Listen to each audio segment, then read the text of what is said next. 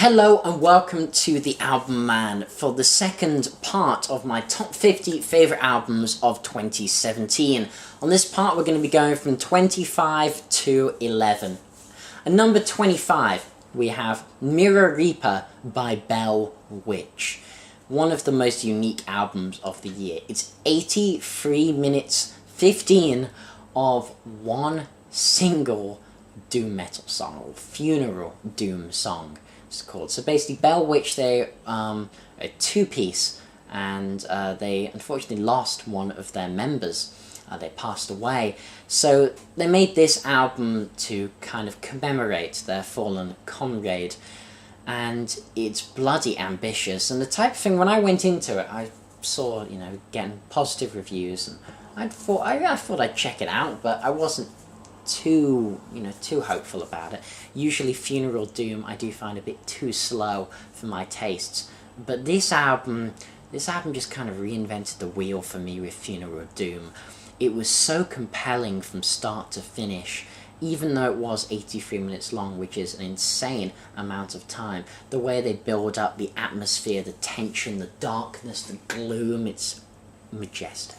Number 24, Stardust by the 13th Sun. Some Transylvanian prog metal, that's quite cool. This is really atmospheric. It kind of goes from being spacey to being like Opeth. It's got a really interesting mix of clean vocals and growling vocals. A very diverse, very cool, rather progressive prog metal album from 2017. At 23, M by Mica.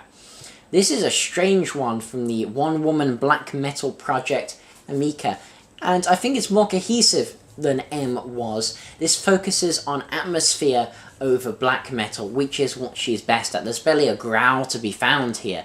Instead, her voice soars over the black metal riffs and the diverse folk instrumentation. Just listen to The Serpent, and if you're not sold on that song, then, well, I guess Mica ain't for you.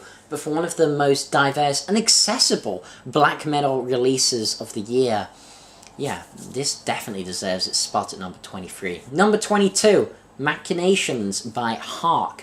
These are, if I remember, a Welsh sludge metal band, and I've been following them over the years, and they've always been kind of alright. There hasn't been much that has really caught my attention, but this album takes everything the last one did, turns it up to 11. These guys are ones to watch, and I think they will be making some big roads in the sludge metal scene quite soon. And number 21, Psychotic Symphony by Sons of Apollo. This is another supergroup with Mike Portnoy. Yeah, now how many supergroups does that guy have? Also Billy Sheehan. It sounds like the Winery Dog so far, but then also Derek Sherinian of Dream Theater formerly, and Bumblefoot, who played with Guns N' Roses when Guns N' Roses were terrible, along with singer Jeff Scott Soto. So it's an interesting super group, and they deliver a really killer prog metal record.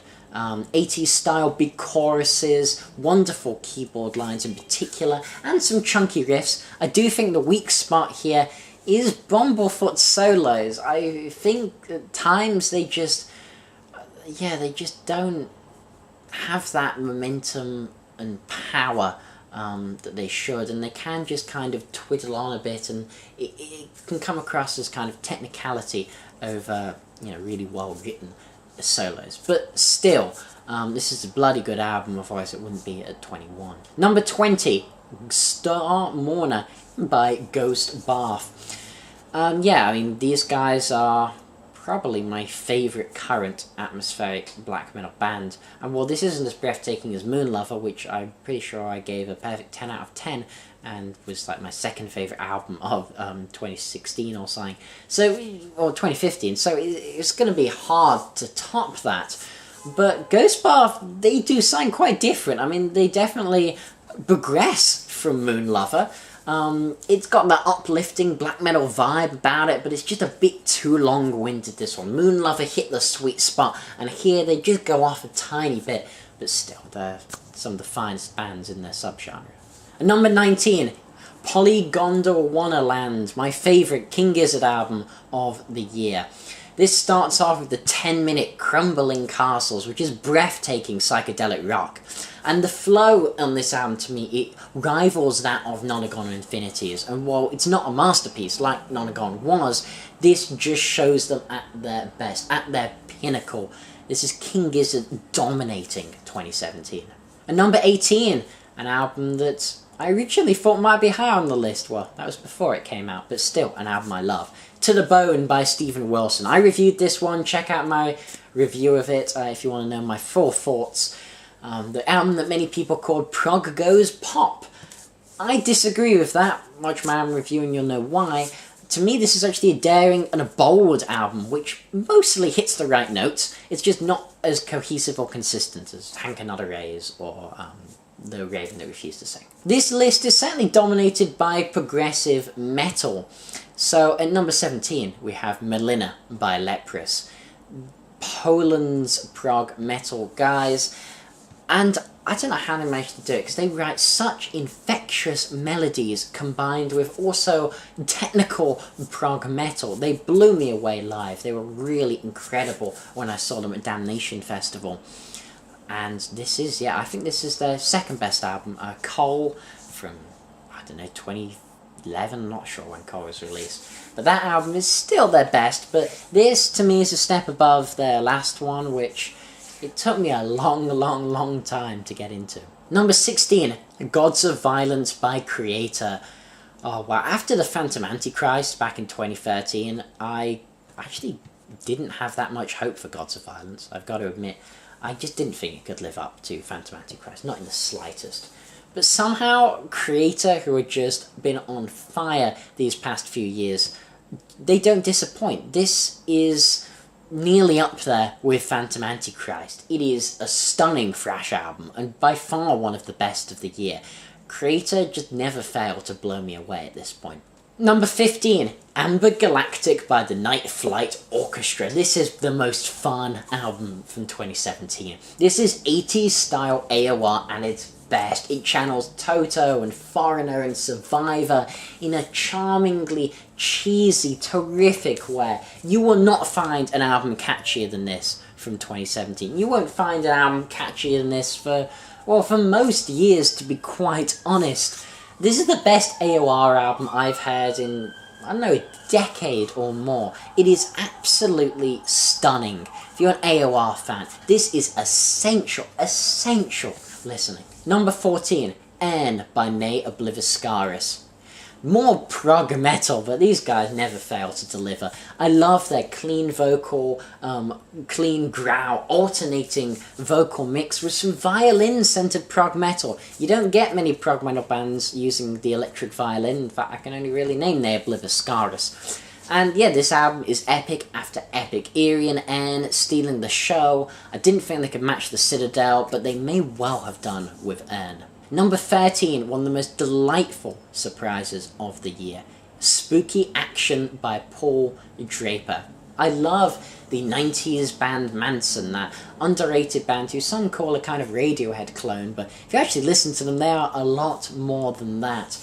And Paul Draper returns after many years of absence with his debut solo album. And this is creative, delightfully retro 90s, but yet with a modern flair. This is progressive music in 2017 at its best. Stunningly catchy, I mean stunningly catchy and melodic, while also being so layered and textured and diverse. It's everything you'd want from a Paul Draper album, and it's marvellous. At number 12, Bear Draimin by Solstifier. Solstifier won my album of the year with Otter back in 2014. And while Bear Draimin is not my album of the year, it's still pretty damn high.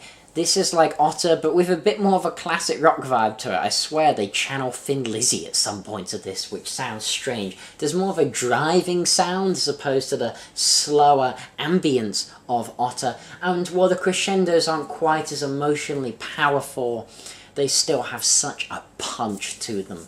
Solstifier are one of the best bands in metal, full stop. And number 11, Is This the Life We Really Want by Roger Waters. Usually I'm not much of a fan of Roger Waters' solo albums. Pros and Cons of Hitchhiking, Radio Chaos. They're not albums I've returned to very often.